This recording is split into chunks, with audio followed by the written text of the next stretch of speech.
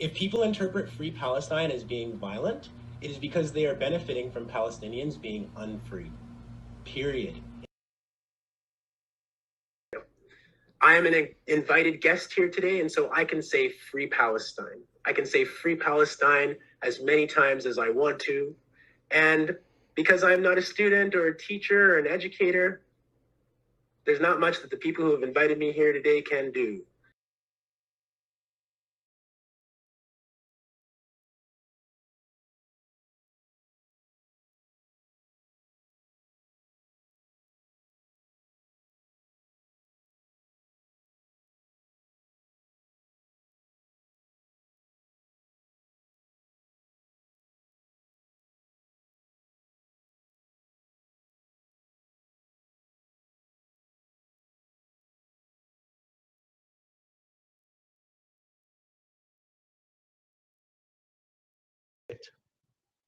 We have a lot of people joining us today, and our doctor in the studio can select.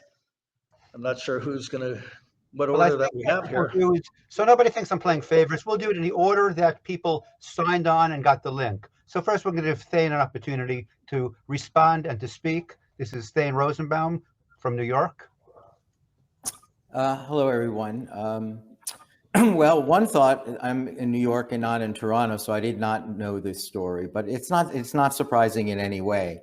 First of all, I assume that, is it Desmond Cole? Is that his name? Yes. You'll notice he is not an Islamist. He's not a Muslim.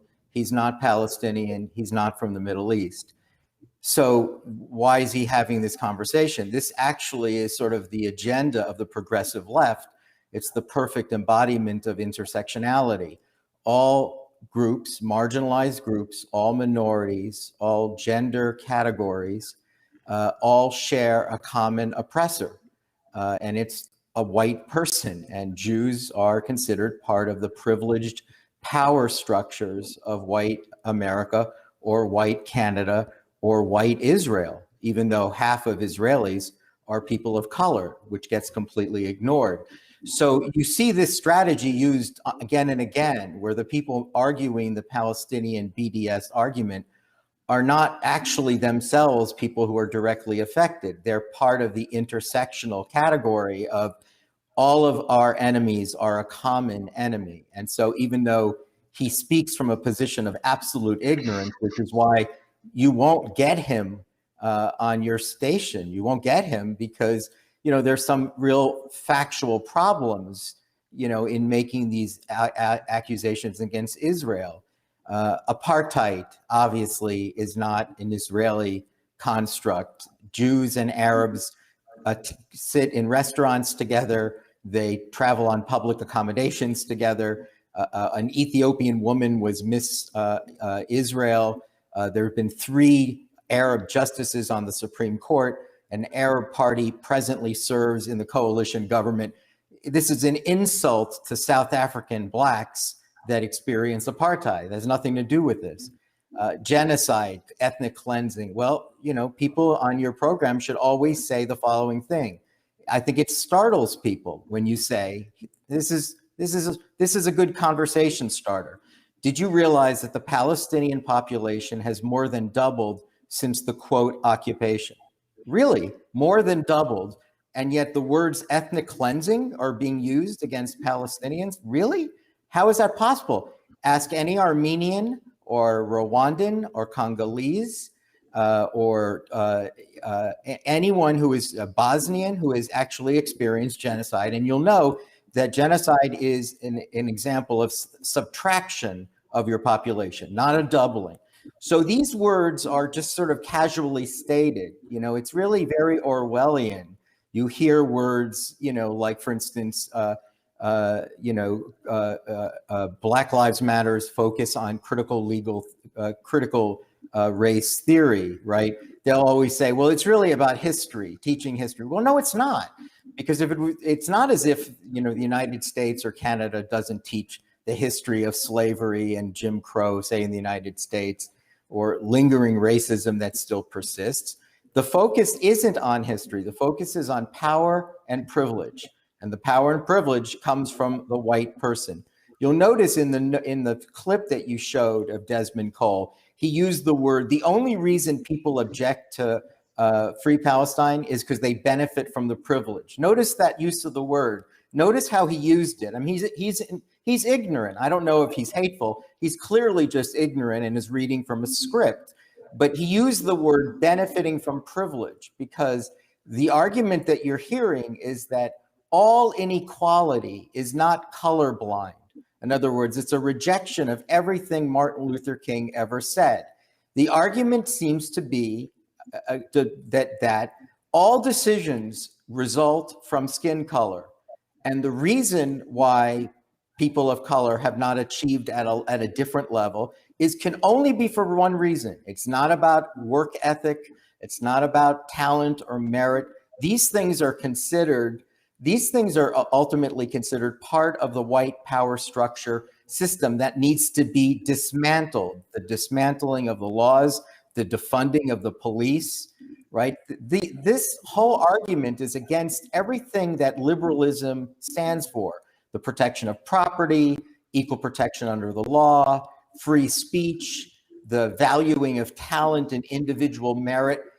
What you hear now in the words equity is really just another way of arguing that if there is inequity, it can only be for one reason only: the leveraging of white power over and oppressing people of color. So that's why what you're seeing, and then I'll move on. We'll move on to another guest. Is this very bizarre idea that anti-Semitism is legitimized as an example of human rights?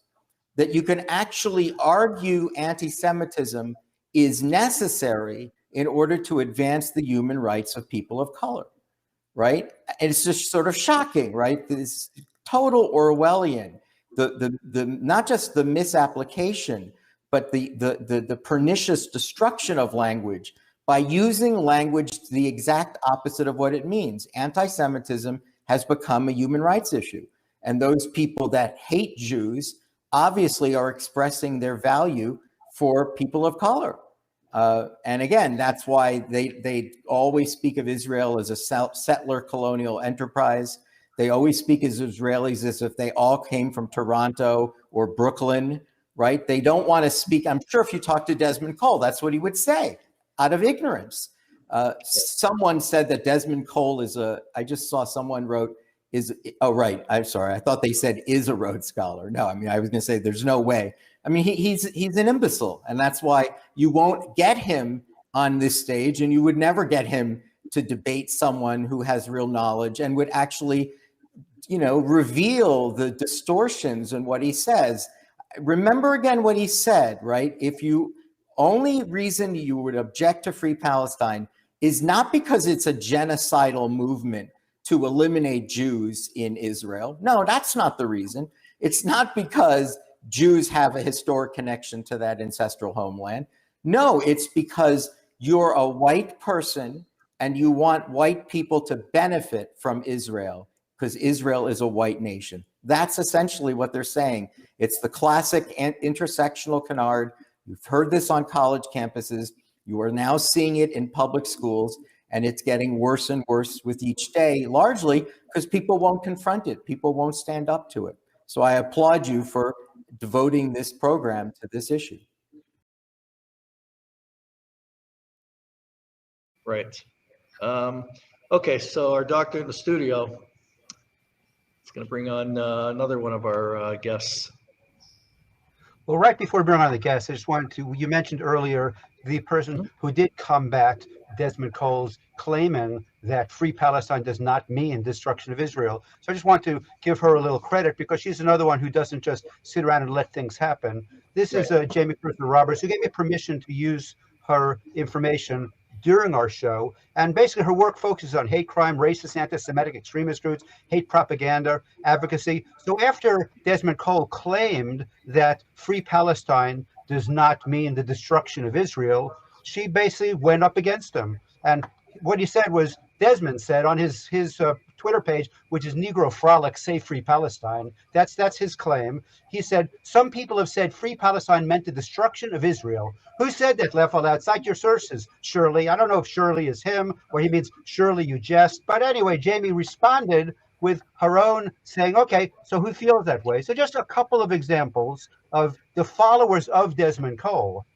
Okay, so the followers said in reference to that, I said it, death to Israel and everyone else that supports them. These are Desmond's followers. Someone said proudly, me bitch, I'm the source. Someone else said, but why not? We can keep going on and on. I'll just show you a couple of samples before we invite Ron and Marty to join us. But me, I say that.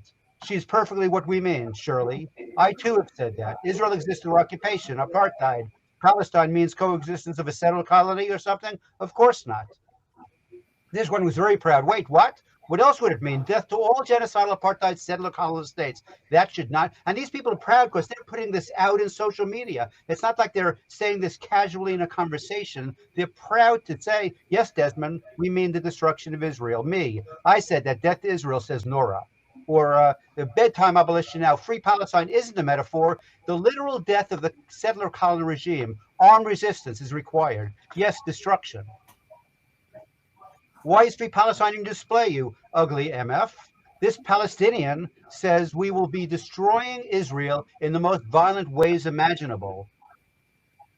And I find it hard to believe that Desmond did not know that these were his followers. He does. And it's, being ignorant and uninformed is one thing. Being a blatant liar in the press is something totally different. And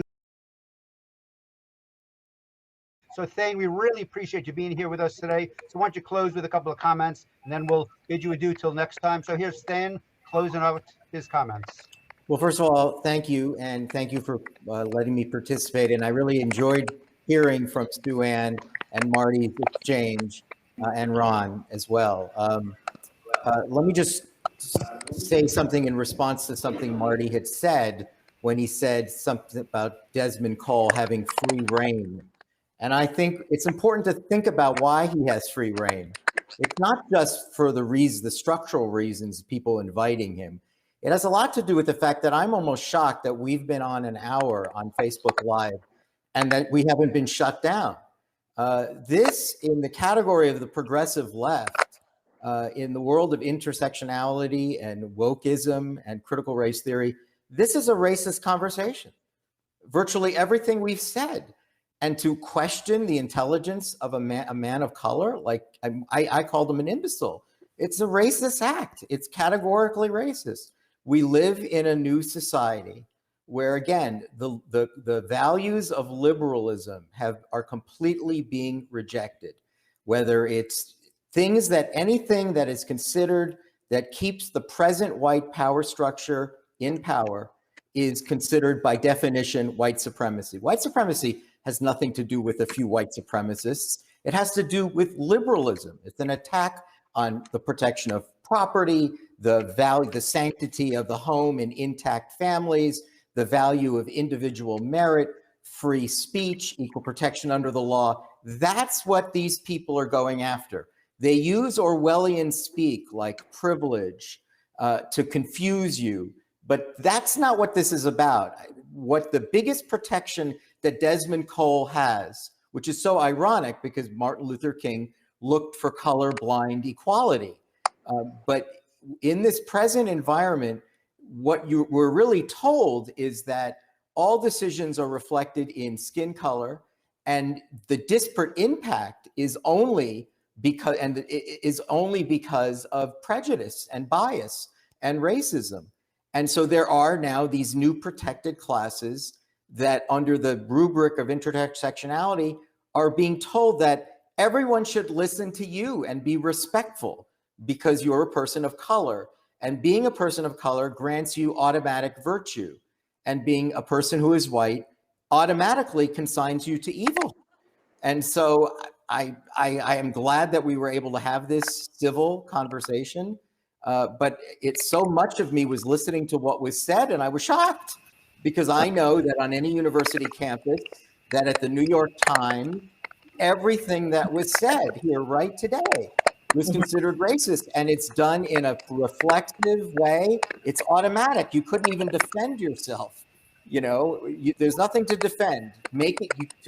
To mock Desmond Cole, to call attention to his scholarly errors, to contradict him in any way, which is what Marty and Sue Ann were doing, is just, categorically racist. And again, think of what I just said at the beginning. Notice who becomes Canadian's single biggest defender of Palestinian rights, a Canadian, an African Canadian.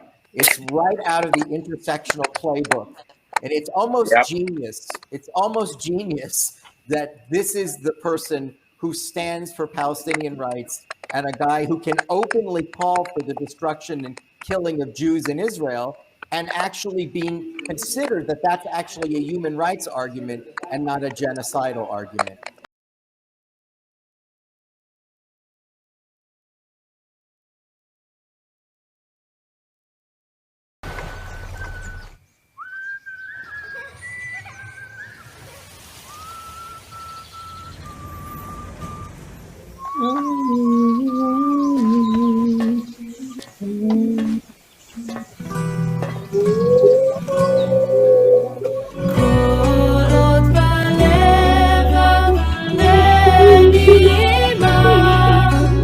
נפש יהודי ותן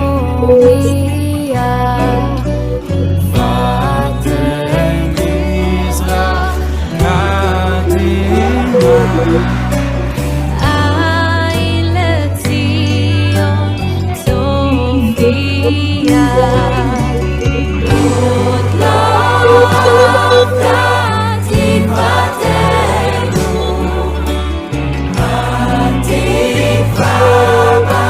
שנות 2000 להיות החופשי בארצנו ארץ ציון ירושלים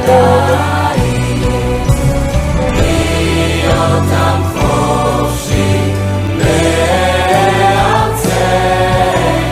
ארץ ציון